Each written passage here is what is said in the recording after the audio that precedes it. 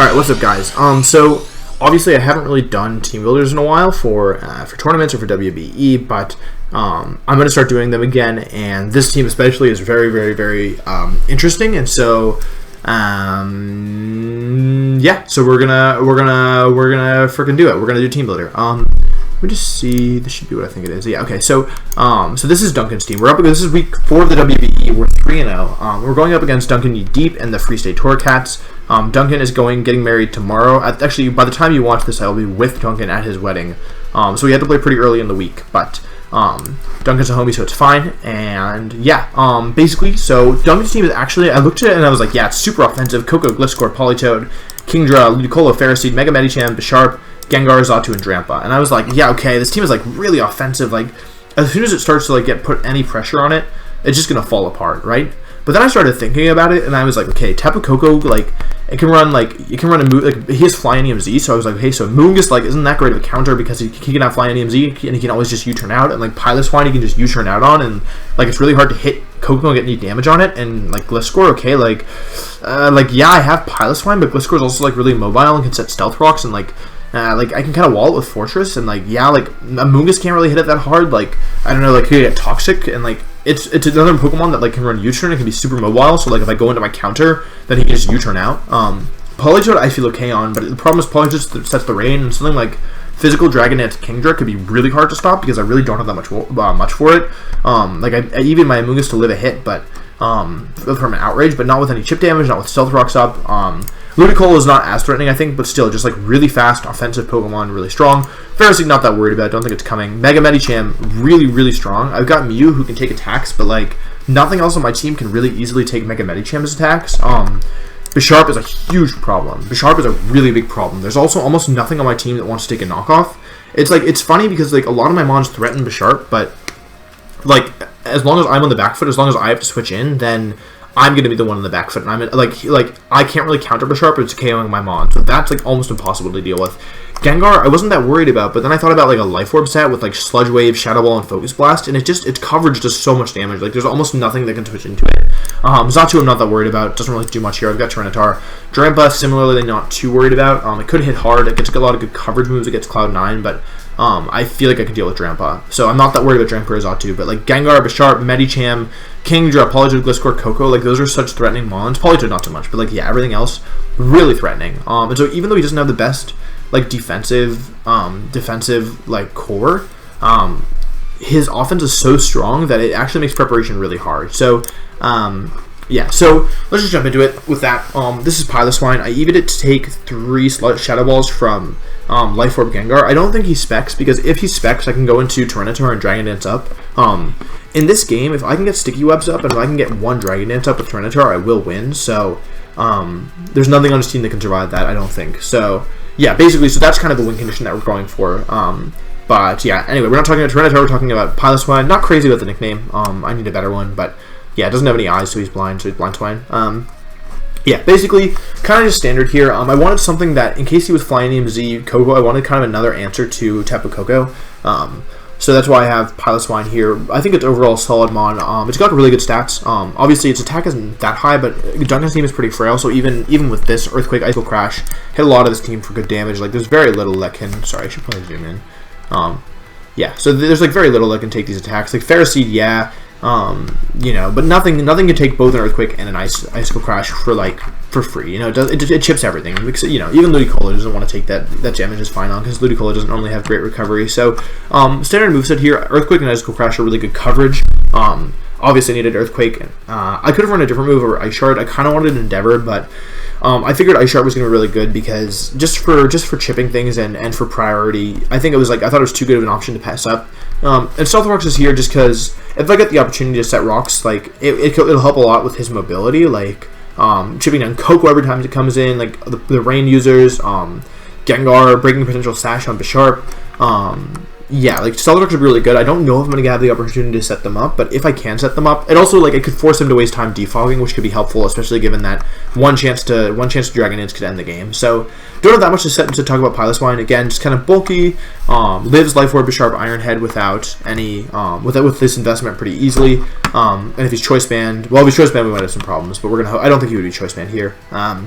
So yeah, I think that's all I have to say about Pilot Swine. Amoonguss is really important in this matchup. Amoonguss has been doing a lot of work here. The EVs let it take +1 outrage from Kingdra and have a chance to be 3-hit KO'd by Life Orb Shadow or Sludge Wave from Gengar, I think. I kind of forgot. Amoonguss is really important because it's one of the things that I can switch into Coco, like, as long as it's not using a flying move, I can switch into Coco pretty easily. It takes all kinds of electric attacks pretty easily.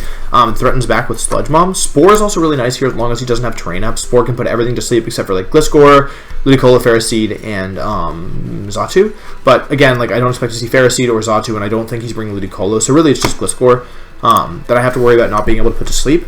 And I have Gastro Acid. So why do I have Gastro Acid here? In 2013 Worlds, I brought Gliscor to Worlds in VGC actually, and in round 3 I played Steven Morioka, and he skill swapped Poison Heal, Toxic Heal, Poison Heal off of my Gliscor, and I took like 50%. And what I realized was that Gastro Acid, sorry, every turn that Gliscor is poisoned, the poison counter is still going on for Toxic. Like the damage is still adding up every single turn, so the first time it does 1/16, the second time 2/16, but so like the counter is still going, it just doesn't activate because of the ability to Poison Heal. But if you remove the ability Poison Heal, Gliscor takes as much damage as it normally would. It doesn't go to 1/16 damage, it goes to like 5/16 or 6/16, you know? So being able to like, what I'm kind of hoping here is like, let's say he's Gliscor and like he's kind of bulky, I'm kind of expecting like that Earthquake, Roost, maybe Protect, Stealth Rock, Defog set. So maybe he's like, okay, like this, like we're in a situation where Amoonguss' Giga Drain, if he's especially bulky, isn't doing that much damage, and I'm taking damage. So I'm like, okay, like maybe I kind of bait him into a situation where he's going for Earthquakes and I'm like healing it back, and like he's just kind of like slow playing, and he's like, okay, eventually he's gonna be on the losing end here. He's gonna have to switch, and I hit him with a Gastro Acid and lower his HP a lot and force him to switch, and then hit something else with a Spore. I think that could be really good, because a Gliscor I'm really worried about because we'll jump to Tornadus, who's really interesting. No item Tornadus with some strange EVs. Doesn't outspeed Gengar because I couldn't afford it. These EVs allow Tornadus to take knockoff plus Sucker Punch from Life Orb Bisharp and to live Life Orb Sucker Punch Bisharp at +2 most of the time. But yeah, basically getting rid of Gliscor is really important because I need to make sure rocks are not up in order for this to work, and I can't afford. Like, a Defog, if I lower Bisharp's evasion, I'll give it a +2 attack boost. So, yeah, so basically, I really need to make sure that rocks aren't up, and Gliscor is his best rock setter. Maybe his only rock setter, actually. He's got Ferroseed, but his only relevant rock setter. And so, basically, like, that's why I have Taunt. I really wanted U-turn, but I put Taunt in here just because I didn't want to get in a situation where I was Defog, he would Stealth Rock, and eventually he would keep rocks up. Because Defog has less PP than Stealth Rocks, I think. It's 32. Yeah, so basically that's why I have Taunt in here, and that's why I'm putting priority on getting rid of the Gliscor, because Hidden Power Ice wasn't even doing that much. Okay, that was a mouthful. But yeah, basically no item Tornadus here. The goal here is, this is my Bisharp switch-in. I had nothing I get switched into Bisharp. There's nothing in my team that wants us to take a knockoff, especially if it's boosted. I don't want to deal with Swords Dance Bisharp. You know, there's a lot that was really threatening. So I'm running no item super physically defensive Tornadus to make sure that I have an answer to Bisharp. So the whole set is kind of geared around that. It is nice because I can use Acrobatics because I'm stupid no item. So I can fire out Acrobatics, which hits things pretty like well. I am upset that I don't outspeed his Gengar, but at least we outspeed Medicham. That's something. Yeah, so Tornadus here. Yeah, it's the Bisharp answer, you know, and it tries to keep rocks off the field with Defog. I don't think he'll go for spikes, but we could get rid of those. He doesn't have any sticky webs users, so we don't really have to worry about that. But yeah, keeping rocks off the field so that I don't take them, especially Tornadus. Like, as long as rocks are off the field, Tornadus can switch in really easily to, not easily, but it can switch into Bisharp. It can remain my Bisharp answer. Rocks go up and we can't do that anymore. So, yeah, so that's kind of a problem. So Defog and Taunt are here for Gliscor. Gliscor is problematic. Acrobatics and Superpower. Superpower is for the Sharp. KOs even with no investment. Acrobatics is just for good flying type coverage. Hits you know, Polyjuice, Kingdra, Ludicolo can hit all those for decent damage. Medicham and Okos even without investment. Gengar does a chunk too, although it does outspeed, so we have to be careful. But I think we live Choice Specs Gengar anyway. We definitely live Life Orb. Yeah, so that's that. I kind of like this set. No item I think is really funny with like this like janky EVs, but I think it actually is important to deal with Bisharp. Cheetar, pretty straightforward. Dragon Dance, Earthquake, Crunch, Ice Punch. Okos, probably Okos, especially with Chip. Okos, doesn't Okos. Maybe not sure. I didn't calc Drampa. I don't think Drampa's coming, but Cheetar really strong. After Dragon Dance, KOs everything. After Dragon Dance plus Sticky Webs, it will outspeed even the Swift Swim users, and we can always overwrite the Rain as well to force him to like sack things. Like he brings in Politoed, Mega Evolve. He switches out, like, he has Saxon, he brings Polytoad back in, he has to take another crunch, you know. So, even in rain, Dragon Dance plus Sticky Web will overwhelm the Swift some users, which is really nice. And yeah, one Dragon Dance, and we can OHKO everything that's team except for Polytoad and Ferroseed. And I don't think he's bringing Ferroseed, and if we chip the Polytoad, then even Polytoad's a roll. So, it really depends on his spread, but he'll probably EV for that. But yeah, so Tyranids are really, really straightforward, really big win condition options, and yeah, not that much to say. Next up is Itsy Bitsy. Itsy Bitsy Spider.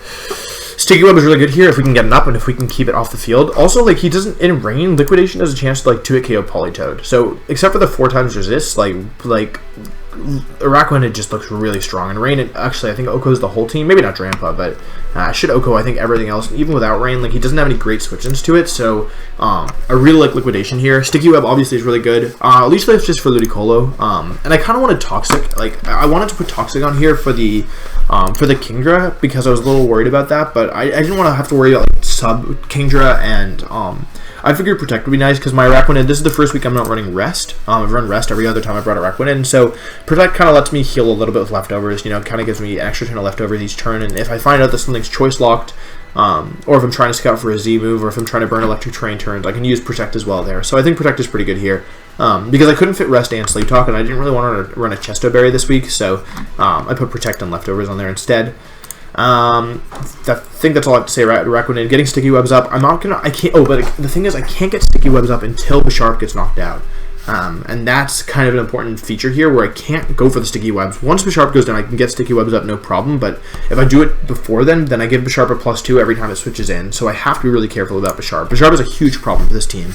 The good news is, like, Tornadus can KO it, he can Liquidation it, he can Earthquake it, he can Spore, and he can also Earthquake, so we have options, and Mew here, the last one, versatility wasn't actually legal. I changed it to Stripey. My cat's name is Stripey. One of my cat's name is Stripey. He has Aura Sphere. And lives a Sucker Punch. So we have options versus the Bisharp, but it's just like we can't afford to take attacks from it. So I'm running Calm Mind, Psychic Roost Mew here with Aura Sphere. So the idea here is with Calm Mind, it lets Mew, like, I would run Nasty Plot, but I think I like Calm Mind better because I can kind of set up on the Rain Sweepers if they're special, and while then if Coco's special, I can set up Calm Mind there. Gengar also take less damage from. Xatu and Grandpa are all special attackers. He doesn't have that many physical attackers. And Bisharp dies to Aura Sphere. So, and Medicham dies to Genesis Supernova. So the idea here is this gives me a switch into Medicham. That's why I have Roost instead of like Rock Polish or something, because this allows me to fill 2 roles. It can be an offensive mon that sweeps, and it can also be a bulky switch in where every time he goes to Medicham, I go Mew and I just Roost up and heal off, so that his Medicham is like a lot less threatening. Yeah, and also the ability to kind of set up on something is like Polytoad I can set up on pretty easily. Depending on Coco, I might be able to set up on that, or on a switch. I can set up like a Calm Mind, and that makes it just like really hard for him to deal with me, given that I have Recover, or Roost. So yeah, like Genesis Supernova and Psychic boosted Psychic Terrain boosted Psychic after a +1. Really strong, really tear through his team. Like, but I just have to be careful. Again, this is a mon that really benefits from Sticky Webs, because if I can outspeed like Coco, and I can outspeed his whole team, and I can outspeed like the not the Swiftsum users obviously, but if I KO those, or you know, they're normally going to be special. And even if they aren't, they don't appreciate taking a Genesis Supernova, especially after a boost. Like, I think Mew can definitely sweep through this team. So, that's the team. Check out the battle tomorrow. Yeah, I feel good about this, but I really do feel like this week I could definitely lose. We had to play pretty early, so I didn't get to prep as much as I would have liked, but I'm still happy with the team I built. But yeah, Duncan's a great guy. Go check out his channel. He's getting married, so going to the wedding. Yeah, and really excited, happy for him. And yeah, I think that's it. Thanks so much for watching, and I'll see you next time. Peace.